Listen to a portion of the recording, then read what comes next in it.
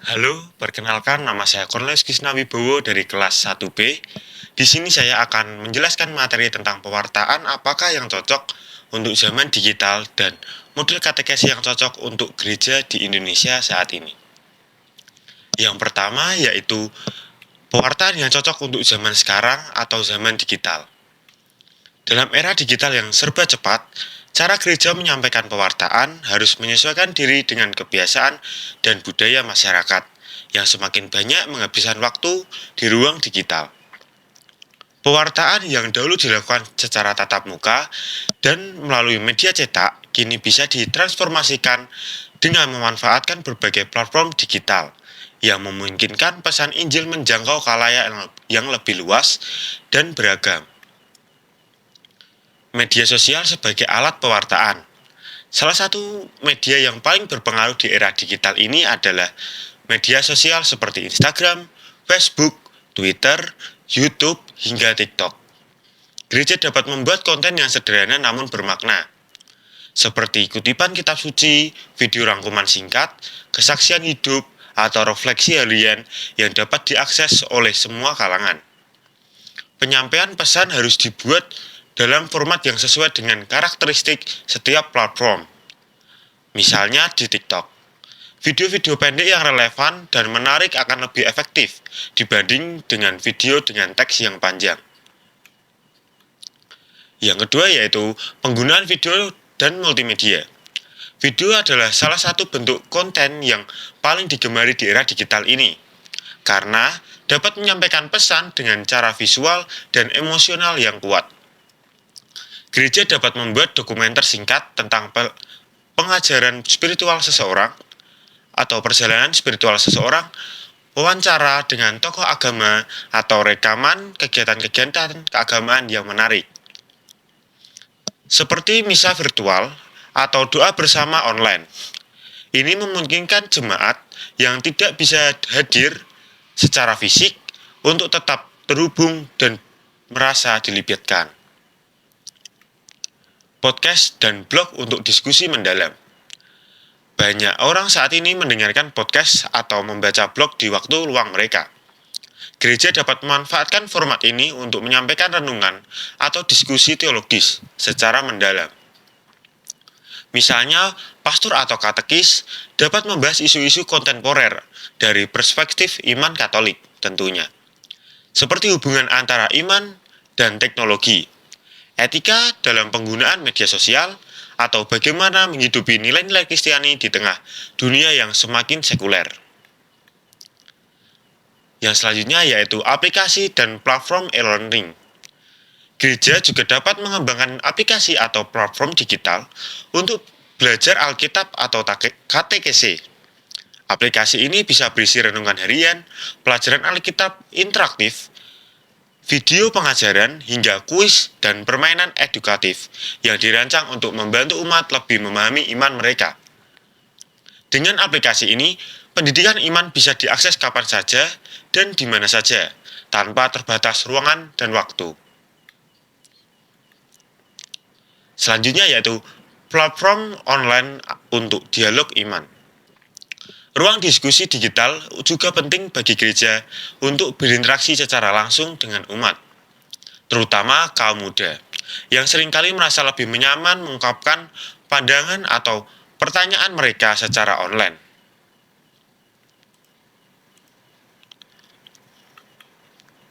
Gereja bisa menyelenggarakan platform atau sesi tanya-jawab daring, di mana jemaat dapat bertanya tentang berbagai hal terkait iman, moralitas, atau kehidupan rohani, dan mendapatkan tanggapan langsung dari pastor atau ahli teologi.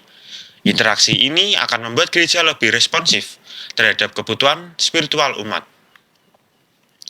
Pewartaan di dunia digital atau di zaman digital tidak hanya berfokus pada penyampaian informasi, tetapi juga menciptakan hubungan yang lebih mendalam dengan umat melalui media yang mereka gunakan sehari-hari.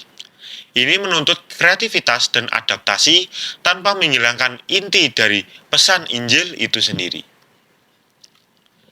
Dan selanjutnya, yang kedua yaitu model katekesi yang cocok untuk gereja di Indonesia saat ini. Di Indonesia, dengan kekayaan budaya dan latar belakang sosial yang beragam, gereja memerlukan model katekese yang tidak hanya efektif, tetapi juga relevan bagi kehidupan umat.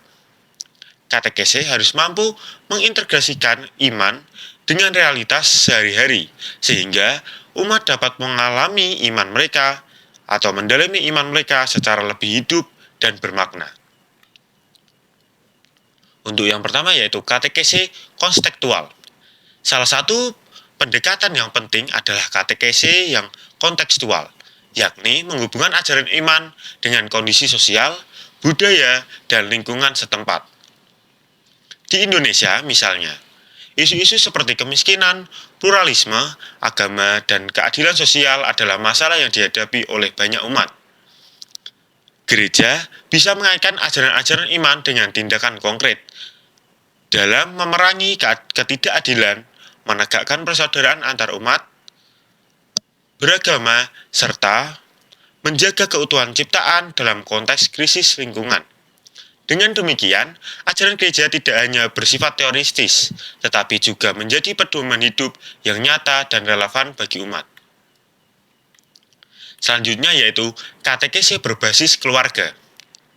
Gereja di Indonesia sangat bisa mengembangkan katekese yang melibatkan seluruh keluarga, karena nilai kekeluargaan sangat dihargai dalam masyarakat Indonesia. Katekese berbasis keluarga ini mendorong orang tua untuk berperan sebagai katekis pertama bagi anak-anak mereka. Misalnya, melalui doa bersama di rumah, pengajaran iman secara sederhana di rumah, atau partisipasi aktif seluruh keluarga dalam kegiatan-kegiatan menggereja. Dengan demikian, iman bukan hanya menjadi tanggung jawab individu, tetapi juga menjadi tanggung jawab bersama seluruh anggota keluarga. Selanjutnya yaitu katekese inklusif. Dalam konteks Indonesia yang beragam, penting untuk menciptakan model katekese yang inklusif, yakni yang melibatkan semua kelompok masyarakat. Ini berarti memastikan bahwa mereka yang memiliki kebutuhan khusus, seperti penyandang disabilitas, juga dapat mendapatkan akses yang sama dalam proses pengajaran iman. Gereja bisa menyediakan materi katekese yang dirancang khusus untuk kelompok ini, serta melatih katekis untuk lebih peka dan mampu berinteraksi dengan mereka secara lebih efektif. Selanjutnya yaitu katekese digital untuk generasi milenial. Kaum muda di Indonesia seperti di banyak negara lain adalah pengguna aktif teknologi digital. Oleh karena itu, katekese digital menjadi sangat relevan bagi mereka. Gereja dapat memanfaatkan media digital untuk menjangkau kaum muda dengan cara yang lebih interaktif dan menarik. Misalnya, melalui aplikasi video atau media sosial yang berisi konten-konten yang menyentuh nilai-nilai keagamaan tentunya, tetapi disajikan dengan format yang ringan dan mudah dipahami oleh generasi saat ini. Dengan pendekatan ini, gereja bisa lebih dekat dengan kaum muda dan membantu mereka lebih terlibat dalam kehidupan iman. Selanjutnya yaitu katekese berbasis komunitas kecil. Gereja di Indonesia telah memiliki tradisi yang kuat dalam membangun komunitas-komunitas kecil, seperti kelompok lingkungan atau kelompok kategorial. Komunitas ini bisa menjadi tempat yang sangat efektif untuk melaksanakan katekese. Dalam kelompok kecil ini, umat bisa belajar bersama, saling mendukung dalam penghayatan iman dan melakukan kegiatan sosial yang berdasarkan nilai-nilai Injil. Katekese dalam komunitas kecil ini juga memungkinkan terjadinya dialog yang lebih mendalam dan personal, sehingga umat bisa merasa lebih terhubung dengan ajaran iman serta dengan satu sama lain. Selanjutnya dan yang terakhir yaitu katekese berkelanjutan. Penting juga untuk memandang katekese sebagai proses yang berkelanjutan, bukan hanya terbatas pada masa persiapan sakramen. Gereja harus terus mendampingi umat dalam pendalaman iman mereka di setiap tahap kehidupan, melalui program-program yang relevan bagi anak-anak, remaja, dewasa, hingga orang tua. Dengan demikian, iman mereka dapat terus tumbuh dan berkembang, selaras dengan tantangan zaman yang terus berubah.